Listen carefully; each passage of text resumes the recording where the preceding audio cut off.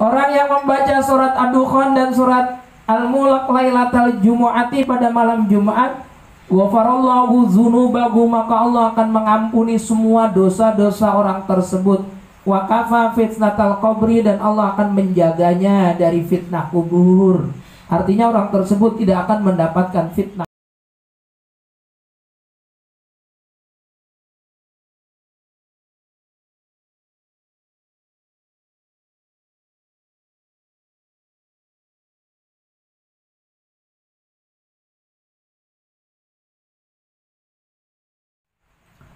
Assalamualaikum warahmatullahi wabarakatuh.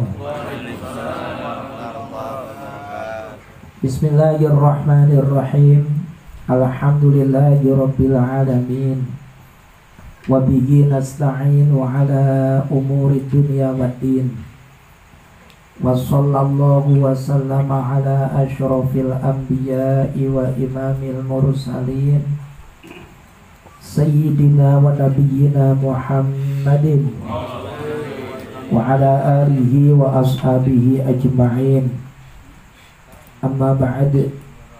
Qalu subhanaka la ilma lana illa ma 'allamtana innaka antal alimul hakim. Hadirin seluruhnya yang saya cintai, saya hormati, saya muliakan. Mudah-mudahan Allah melimpah curahkan rahmat, nikmat, barokah, maghfirah bagi kita semua. Alhamdulillah, malam hari ini kita masih bisa berkumpul, bermuajahah di tempat ini dalam rangka tahrim rutin malam Rabu atau majelis tahrim Mambaul Bayan. Bismillahirrahmanirrahim. Ya Aliyu, man qara'a suratal hasyri kulla lailatin kafa syarrad dunya wal akhirah. Ya Ali, wahai Ali, kata Nabi kita kepada Sayyidina Ali, man qara'a, barang siapa yang membaca surat al-hasyri, surat al-hasyr. Al-hasyr, apa surat al-hasyr itu? Sabbaha lillahi ma fis samawati wa ma fil ard wa huwal azizul hakim. Itu surat al-hasyr, adanya di juz 28.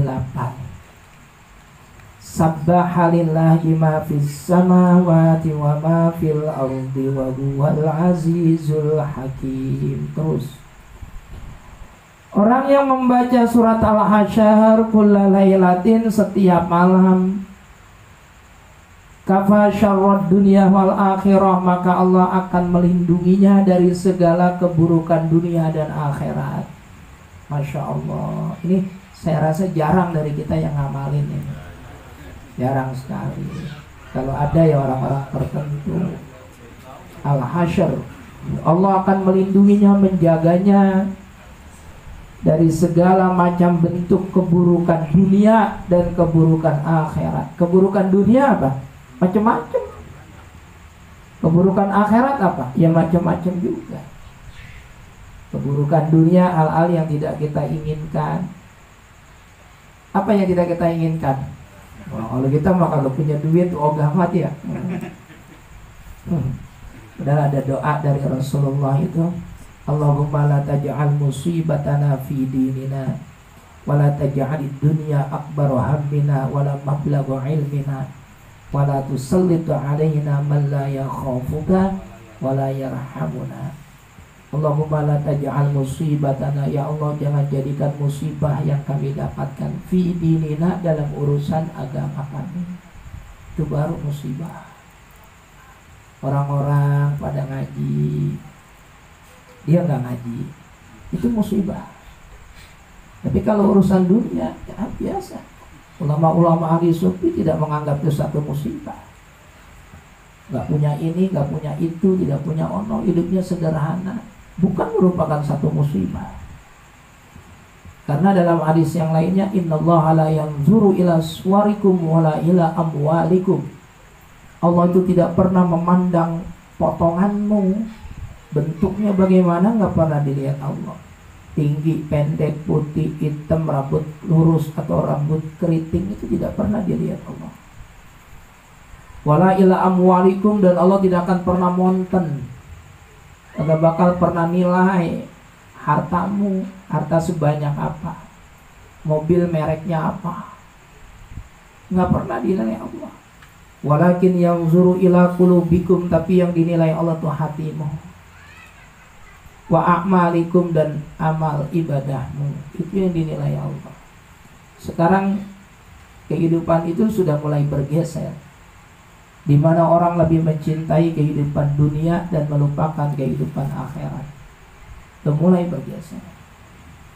Kemarin waktu kita pelatakan batu pertama, kiai banyak sekali beri wejangan buat kita. Bagaimana sekarang orang demi jabatan, demi harta menghalalkan berbagai macam cara. Padahal kesenangan dunia itu cuma sementara.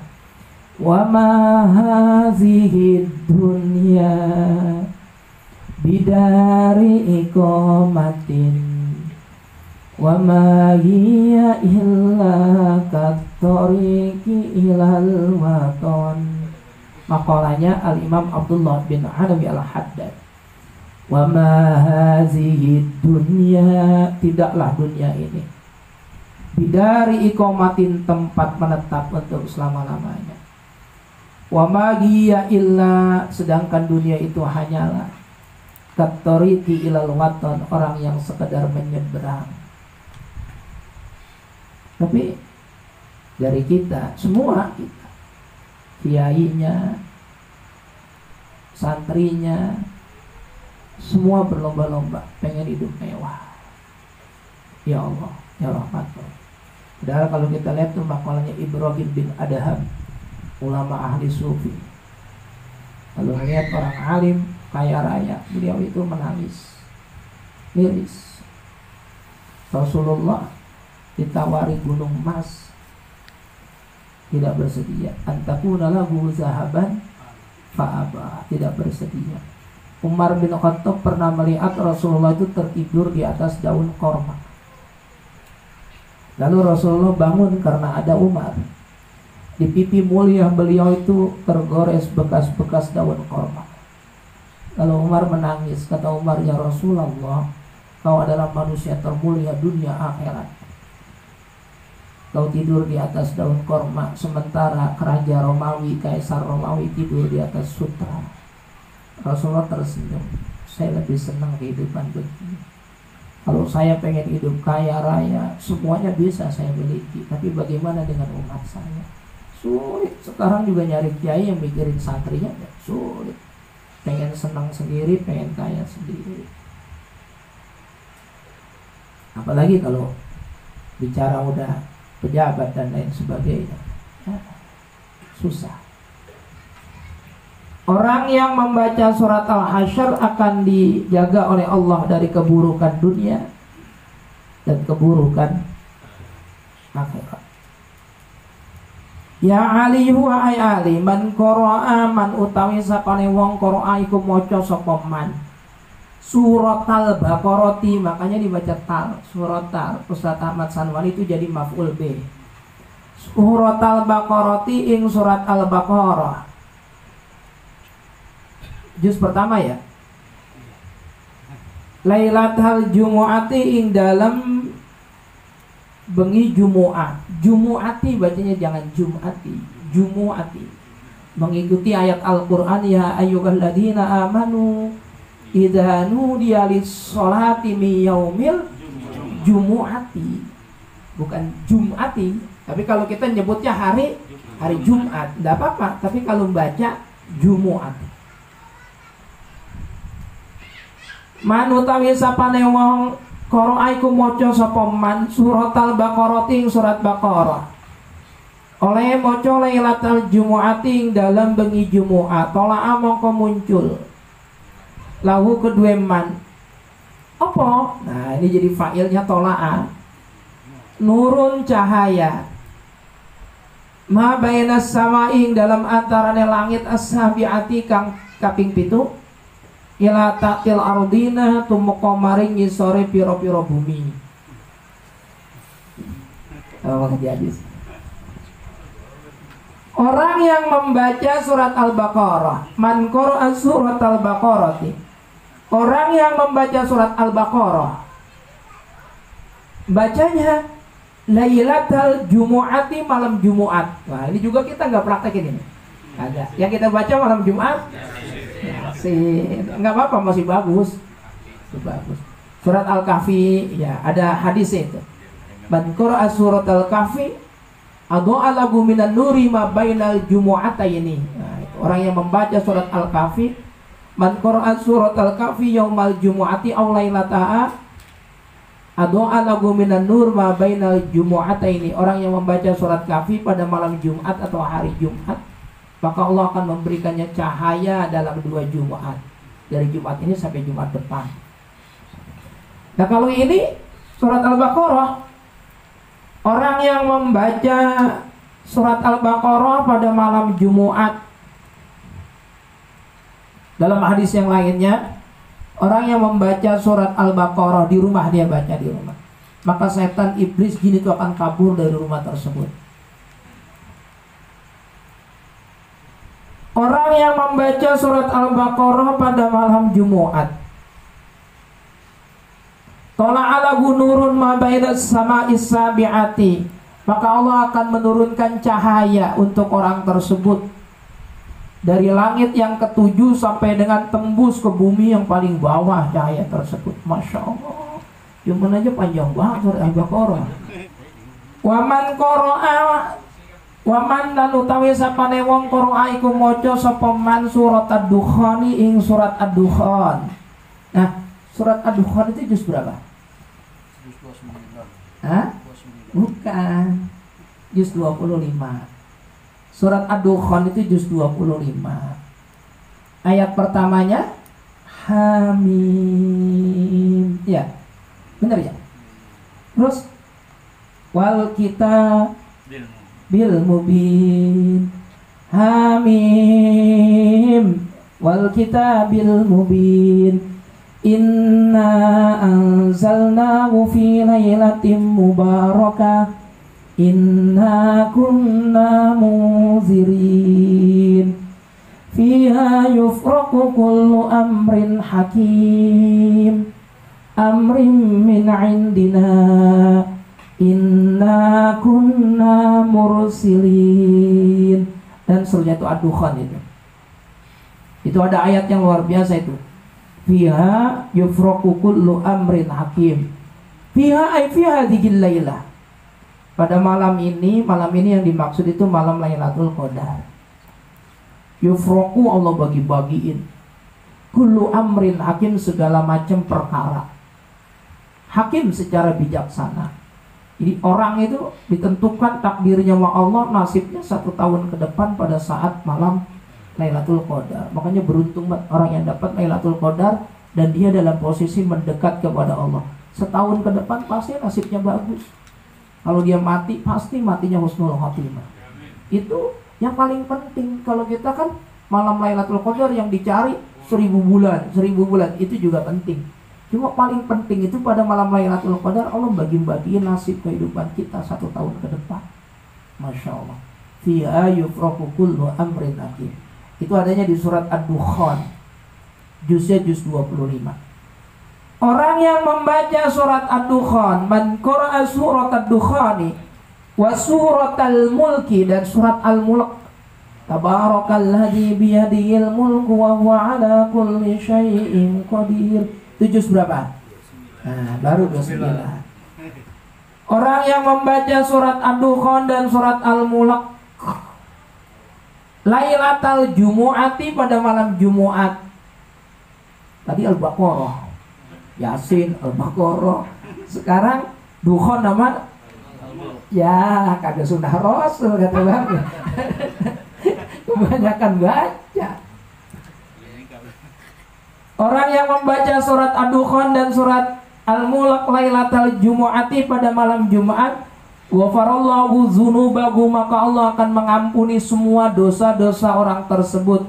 Wa kafa fitnatal qabri, dan Allah akan menjaganya dari fitnah kubur. Artinya orang tersebut tidak akan mendapatkan fitnah kubur. Fitnah kubur itu apa? Fitnah kubur ada dalam kitab Manahijul Imdad ala Syarhi Irsyadil Ibad. Ada dalam kitab Manahijul Imdad ala Syarhi Irsyadil Ibad. Kitab Manahijul Imdad, syarahnya kitab Irsyadul Ibad. Itu ada dua pendapat ulama. Yang pertama, yang dimaksud dengan terbebas dari fitnah kubur atau dia dijaga oleh Allah dari fitnah kubur, artinya dia tidak ditanya di dalam kuburnya. Nggak ditanya. Mati, ya sudah dimuliakan. Tidak ditanya sampai hari kiamat. Ini pendapat yang pertama. Kalau tidak salah pendapatnya Imam Al-Manawi.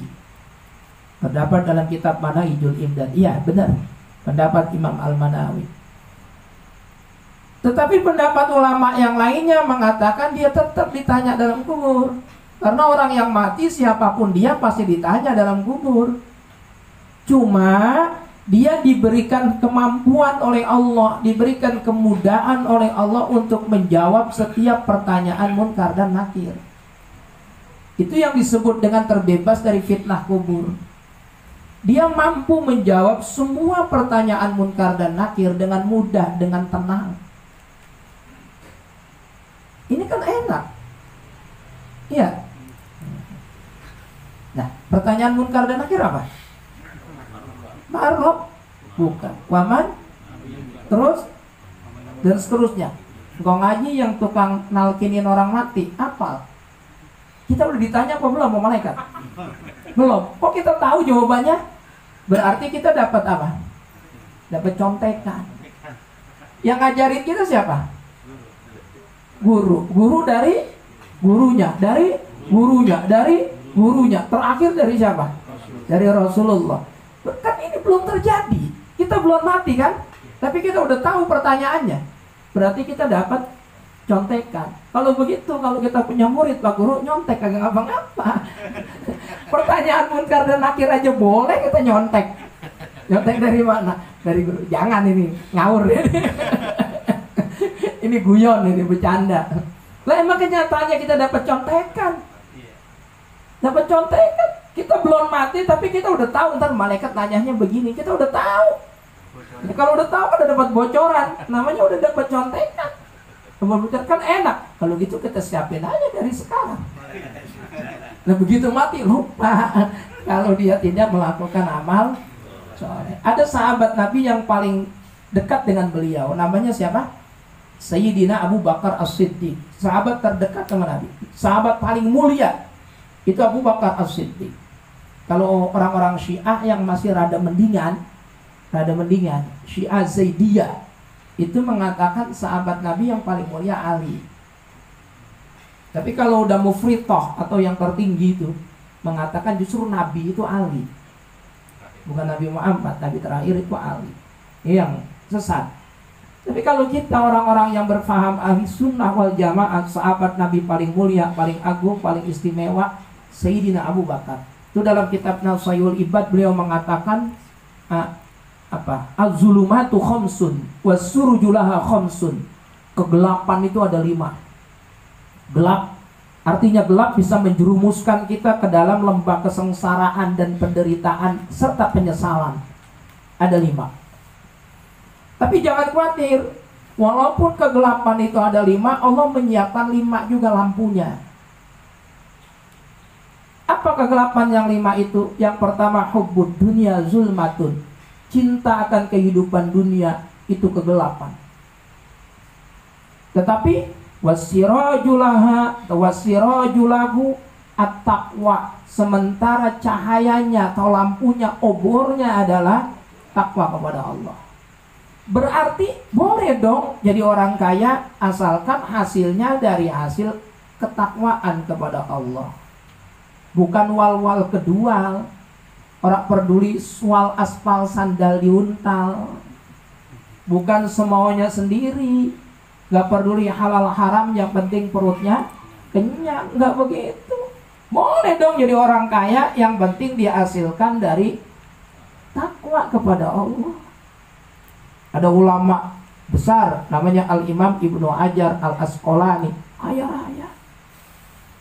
Ada ulama ahli hadis juga, namanya Imam Laits, itu satu zaman dengan Imam Malik, gurunya Imam Syafi'i. Beliau mengatakan, Imam Syafi'i, Al-Laits afqahu min Malik walakinna ashabahu lam yaqumu bi. Imam Laits itu lebih pintar, lebih alim dibanding Imam Malik. Padahal Imam Malik itu gurunya Imam Syafi'i. Imam Syafi'i tidak malu, tidak ragu mengatakan Imam Laits itu lebih alim, lebih faqih, lebih pintar dibanding Imam Malik. Tapi sayang dia punya murid yang tidak pernah mencatat, tidak pernah membesarkan gurunya. Beda dengan Imam Malik. Imam Malik kan punya karya Muwatta yang sampai sekarang bisa dinikmati. Tapi kelebihan Imam Laits itu kaya raya. Setiap hari itu bersodakoh minimal 300 orang. Hatta faraqad dunia, sampai dia meninggal dunia. Bayangkan, ulama. Jadi boleh cinta dunia asal dibarengi dengan ketakwaan. Yang kedua, wa dzambu zulmun wa siraju lahu at-taubatu. Dosa itu kegelapan. Orang melakukan perbuatan dosa, maka distempel hatinya, tek, dengan noda hitam. Dia belum bertobat, melakukan dosa lagi, distempel lagi, tek, noda hitam. Belum bertobat, dosa lagi. Lama-lama hati ini penuh dengan stempel atau noda hitam. Maka hati yang penuh dengan noda hitam tanpa dibersihkan dengan taubat, ini akan menjadi hati yang mati, hati yang keras, hati yang beku.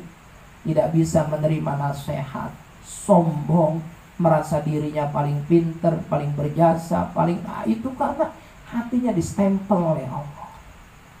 Tetapi dosa itu bisa dikikis dengan cahaya. Dosa yang penuh dengan kegelapan itu bisa diterangi, bisa dikikis dengan cahaya.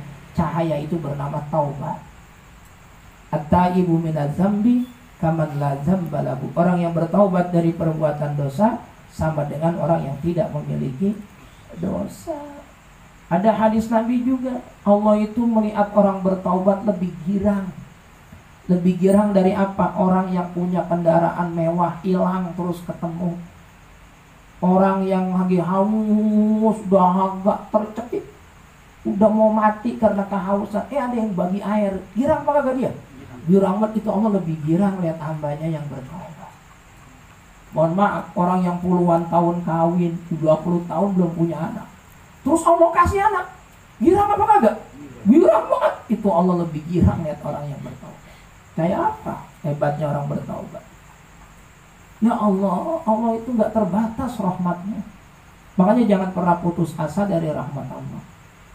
La tayasu birrahillah. Innallaha yaghfiru dzunuba jami'a. Allah tuh mengampuni semua dosa. Jangan putus asa. Titik. Dalam kitab Mawaidul Usfuriyah kan udah pernah kita ceritakan. Ada orang itu tidak ada kebaikannya sama sekali. Lam ya'mal khairan qattu.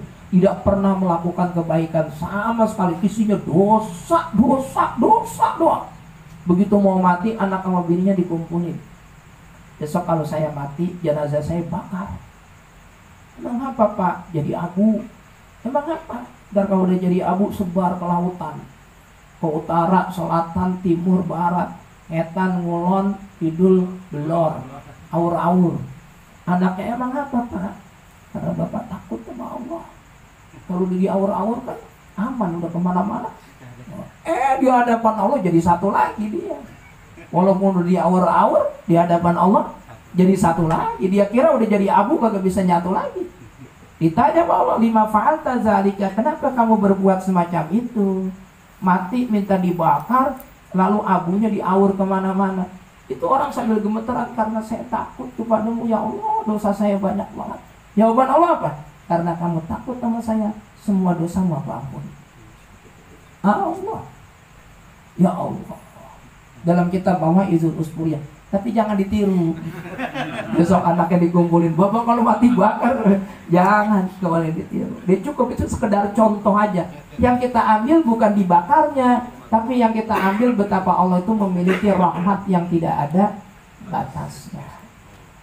Yang ketiga, wal qabru zulmun wasiraju lahu la ilaha illallah. Ini kan kita lagi bahas ini.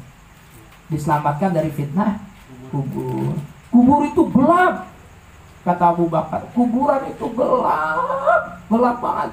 Gak ada yang bisa nolong kita kecuali la ilaha illallah. Ini orang yang banyak la ilaha illallah. Kayak dalam Ratibul Hadad ada la ilaha illallah. Terus kita kalau tahlil ada la ilaha illallah. Itu penyelamat dari dalam kubur. Nabi Musa juga pernah munajat sama Allah dalam kitab Mawaidul Usfuriyah, sama. Ya Allah, kata Nabi Musa. Musa kan julukannya Kalim. Kalimullah, orang yang bisa bercakap-cakap dengan Allah. Ada apa Musa? Saya ingin tanya. Tanya apa? Loh, manusia itu kan kau yang menciptakan, betul? Kau yang kasih rezeki, memang.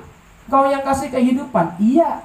Nah pertanyaannya ya Allah, kalau memang kau yang memberikan umur, kau yang memberikan kehidupan, kau yang memberikan rezeki, kenapa sih harus ada yang masuk surga, ada yang masuk neraka? Kan sama-sama hambamu. Mendingan masukin surga semuanya, kan beres. Allah jawabannya luar biasa. Kata Allah, Musa, kamu tanam pohon aja. Pohon itu bisa berbuah. Musa nggak banyak protes. Kalau kita, buruk gak nyambung ini ditanya. Akhirnya apa? Musa tetap sami'na wa ata'na, sam'an wa ta'atan, dilaksanakan perintah Allah. Dia nanam pohon. Pohon itu yang bisa berbuah. Ketika sudah berbuah, ditanya sama Allah, udah berbuah Musa? Udah, petik semuanya. Dipetik sama Musa. Udah ya Allah, kamu petik semua? Enggak ya Allah. Kenapa enggak? Yang cakap-cakap doang yang saya petik. Sisanya saya buang. Kenapa dibuang? Busuk. Kata Allah, yang nanam siapa? Saya. Yang mupuk siapa? Saya. Yang nyiram siapa? Saya. Kan kamu yang nanam, kamu yang mupuk, kamu yang nyiram. Kenapa enggak dipetik semuanya? Tapi busuk ya Allah, buat apaan buah busuk? Kata Allah, sama, begitu juga saya. Ada yang masuk surga itu yang cakep-cakep. Yang masuk neraka yang busuk-busuk. Terus Musa nanya, lah yang busuk itu siapa ya Allah? Yang tidak mau mengucapkan la ilaha illallah. Hal terpenting, hal yang patut kita banggakan selama-lamanya adalah kita memiliki anak, memiliki istri yang tidak pernah kita ajarkan, tapi mereka sudah mengenal la ilaha illallah. Saya rasa jarang kita ngajarin anak kita mengenal la ilaha illallah, tapi dia udah kenal sendiri. Itu hadiah terbesar dari Allah, anak kita mengenal la ilaha illallah. Kadang-kadang kita ini lebih mentingin hal yang kagak penting. Bapaknya mau beli rokok, anaknya disuruh beli rokok, kagak mau, marah-marah. Gua asal bocah sombong, suruh bapak kagak ada taatnya pisan. Padahal kagak penting itu. Kagak penting.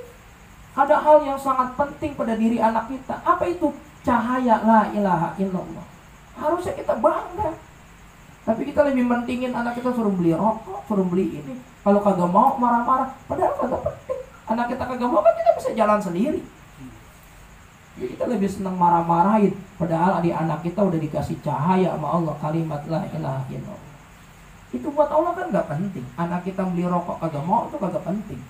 Yang penting itu kalau anak kita kagak mau ngucap la ilaha illallah, itu baru hal yang serius.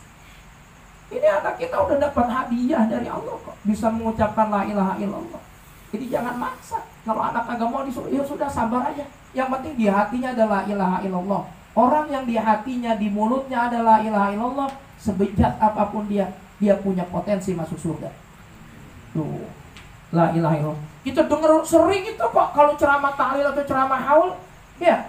Orang mau dicabut nyawanya sama malaikat dari tangan, kagak bisa, dari ini kagak bisa, dari ini kagak bisa. Akhirnya dilek-lekan itu ada kalimat la ilaha illallah. Itu yang mengantarkan dia ke surga. Terpenting. Nah, ini termasuk diantaranya orang yang membaca surat Ad-Dukhan. Dan surat apa tadi? Al-Mulk. Dia akan diselamatkan oleh Allah dari fitnah kubur. Wa man qara'a 'inda mabja'ihi. Orang yang membaca ketika tidur miring. Madja' itu tidur dalam posisi miring ke kanan ya. Kalau tidur kan sunahnya miring kanan. Membaca apa? Akhiro ini jadi maf'ulnya qara'a. Terus ayatil kahfi, ayati ini menjadi mudhof ilaihnya akhiro. Wa man qara'a inda maj'ihi akhiro ayatil kahfi, orang yang membaca ketika dia tidur miring, dia mau tidur posisi miring, dia membaca akhir dari surat Al-Kahfi atau akhir dari ayat Al-Kahfi. Nah, ini apa ayatnya? Qul law kana al-bahru midadan li kalimati rabbi lanafidal bahru qabla an tanfada kalimatu rabbi walau ji'na bimithlihi madada. Itu belum akhir itu, yang terakhir. Qul innama ayat. Qul innama ana basyarum mislukum yuha ilayya annama ilahukum ilahun wahid. Wa man kana yarju liqa'a rabbih falyamal 'amalan shalihan wa la yusyrik bi ibadati rabbih ahada. Ada dalamnya? Ada. Ya, bentar. Qul innama ana basyarum mislukum yuha ilayya annama ilahukum ilahun wahid. Faman kana yarju liqa'a rabbih falyamal 'amalan shalihan wa la yusyrik bi ibadati rabbih ahada. Itu ayat terakhir dari surat Al-Kahfi. Juz berapa surat Al-Kahfi? 15. Al-Kahfi itu sesudah surat Al-Isra. Iya, juz 15. Juz 15 benar. Orang yang membaca surat atau ayat terakhir dari surat Al-Kahfi, bunya lahu minan nuhri min rasihi ila ka'bihi. Allah akan menurunkan cahaya dari ujung kepalanya sampai kakinya. Masya Allah. Itu kalau kita tiduran miring, ngadep kiblat tidurnya, baca ayat terakhir surat Al-Kahfi. Berarti kita selama tidur itu dari kepala kita sampai kaki kita itu diliputi oleh cahaya oleh Allah Subhanahu wa ta'ala. Masya Allah. Diamalin tuh kagak ini? Kagak. Sama. Wa man qara'a surat At-Tariq, orang yang membaca surat At-Tariq inda marqadihi, di tempat tidurnya. Was-samaa'i wat-tariq wa ma adraka mat-tariq An-Najmus Saqib. Itu juz berapa? Juz 30. Paris gak tahu itu. Barang siapa yang membaca surat At-Tariq inda marqadihi, ketika dia mau tidur atau di tempat tidurnya, kutiba lahu adadan nujumis samai, maka Allah akan mencatat untuknya. Mencatat untuknya apa? Adadan nujumis samai, bilangan sebanyak bintang-bintang di langit. Dicatat sebagai apa? Hasanatin, kebaikan. Jadi Allah memberikan kebaikan untuknya, memberikan pahala untuknya sebanyak bintang-bintang di langit. Baca was-samaa'i wat-tariq ini gak pernah kita amalin. Was-samaa'i wat-tariq. Alhamdulillah. Wallahu a'lam bishawab. Mudah-mudahan ada barokah dan manfaat. Titik. Selesai. Kita akhiri sampai sini dulu. Mudah-mudahan ada barokah dan manfaatnya. Kalau tutur kata saya kurang sopan, kurang enak, kurang bijak, kurang berkenan, saya mohon dimaafkan. Yang benar dari Allah, kesalahan, kebodohan itu mutlak dari saya sendiri. Kita baca Fatihah untuk kita semuanya.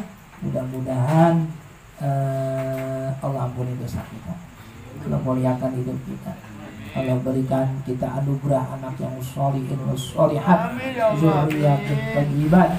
Nanti pada saatnya kita meninggal dunia, mudah-mudahan kita diwafatkan dalam keadaan husnul khatimah. Al-Fatihah. Bismillahirrahmanirrahim. Bismillahirrahmanirrahim. Alhamdulillahirabbil alamin. Ar-Rahmanir-Rahim. Maliki yaumiddin. Iyyaka na'budu wa iyyaka nasta'in. Ihdinas siratal mustaqim. Siratal ladzina an'amta 'alaihim ghairil maghdubi 'alaihim waladdallin. Rabbi ighfirli wa liwalidayya. من أنا من أنا كيفما حبه كيفما أهواه من أنا من أنا من أنا